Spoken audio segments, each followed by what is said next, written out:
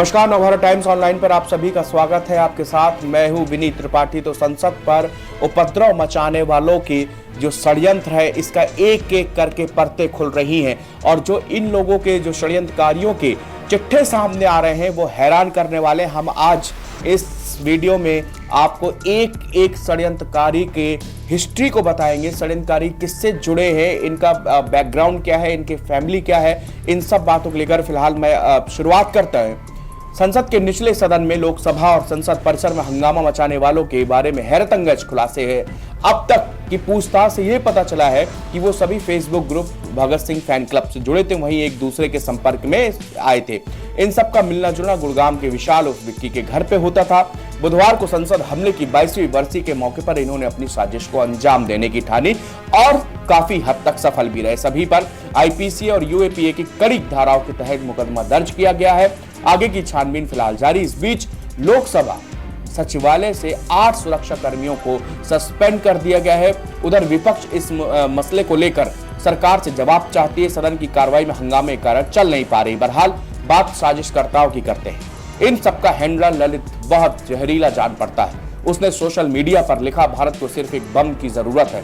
आइए इन सभी सिरफिरों की कुंडली हम यहाँ पर खंगालते हैं। इसमें पहला नाम आता है सागर शर्मा का। 27 साल के सागर शर्मा उन दो लोगों में शामिल हैं जिन्होंने लोकसभा में घुसकर गदर काटा था। इनका जन्म दिल्ली में हुआ लेकिन अभी लखनऊ में रह रहा है। 12वीं पास सागर शर्मा माता पिता और छोटी बहन के साथ किराए के घर पर रहता था। वह एक ई रिक्शा चलाता था। सागर के पिता बढ़ई का काम करते हैं जबकि मां गृहिणी है। उन्होंने अपने फेसबुक पेज पर डाले पोस्ट में भगत सिंह और विदेशी क्रांतिकारी चे गेवरा का जिक्र भी किया करता था। दूसरा नाम आता है मनोरंजन डी का। मनोरंजन डी वो दूसरा सिरफिरा है जो सागर के साथ लोकसभा में था। 34 साल का मनोरंजन कर्नाटक के मैसूरू का है रहने वाला। उसने 10 साल पहले बेंगलोर के बीआईटी से कंप्यूटर इंजीनियरिंग में ग्रेजुएशन डिग्री ली थी। हालांकि उसे कहीं नौकरी नहीं मिली। वो Facebook page Bhagat Singh fan club page के जरिए बाकी जो दूसरे आरोपी हैं उनके संपर्क में आया था। तीसरा नाम आता है नीलम वर्मा का। कथित क्रांतिकारी गैंग की सबसे उम्रदराज सदस्य हैं नीलम वर्मा।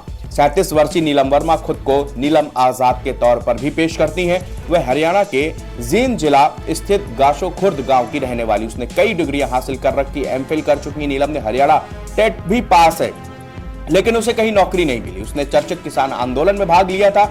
उनका एक वीडियो सोशल मीडिया में बहुत वायरल है जिसमें भाजपा को भला बुरा कहते हुए लोगों से कांग्रेस या आईएनएलडी को वोट करने की अपील कर रही है। नीलम पहलवानों के धरने के वक्त भी सक्रिय रही। दिल्ली पुलिस ने उनको हिरासत में भी लिया था। नीलम के पिता हलवाई हैं, उसके 2 भाई हैं और वो दूध का कारोबार करते हैं। अगला नाम आता है अमोल शिंदे का।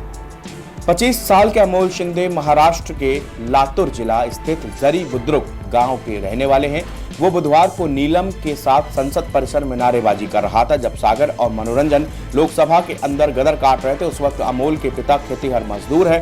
उन्होंने बताया कि अमोल 12वीं पास है। पिता के मुताबिक अमोल ने पुलिस और आर्मी की भर्ती परीक्षाओं में भाग लिया था लेकिन सफलता नहीं मिली तो खिंचा सा रहने लगा था। हालांकि पिता ने यह भी कहा कि अमोल ने जो किया वो बहुत दुर्भाग्यपूर्ण है और वो बहुत गलत भी है। अगला नाम और उस मास्टरमाइंड ललित झा। शुरुआती जांच से ललित झा इन सबका हैंडलर जान पड़ता है। बिहार का रहने वाला ललित अपने इंस्टाग्राम प्रोफाइल में खुद को टीचर बताता है लेकिन अब खबरें आ रही हैं कि वो एक एनजीओ का महासचिव है। इसके इंस्टाग्राम पर आखिरी पोस्ट बेहद खतरनाक है जिसमें लिखा Bharat India needs is a bomb. Bharat को कुछ चाहिए तो वो एक बम है। ललित झा घटना के वक्त संसद परिसर में ही मौजूद था। वह नीलम और अमोल की ड्रामेबाजियों का वीडियो शूट कर रहा था। हंगामा होते ही वो मौके से फरार होने में कामयाब रहा। अगला नाम और आखिरी विशाल शर्मा उर्फ विक्की।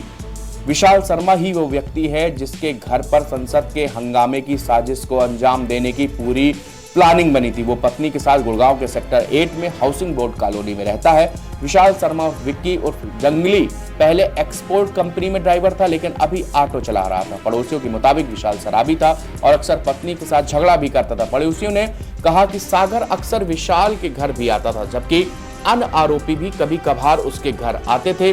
विशाल का आपराधिक बैकग्राउंड भी रहा है। ये सब इन जो 6 इस मामले में षड्यंत्रकारी है उनका कच्चा चिट्ठा मैं यहाँ पर आपको बता रहा था कि किस तरह इन्होंने 1 साल पहले से ये साजिश रचनी शुरू हुई। गुड़गांव में विक्की के घर पे सारों की मीटिंग हुई और फिर अलग अलग सबके काम तय हुए और फिर एक दिन पहले जो इन्होंने संसद में किया वो आप सबने अपनी आंखों से देखा।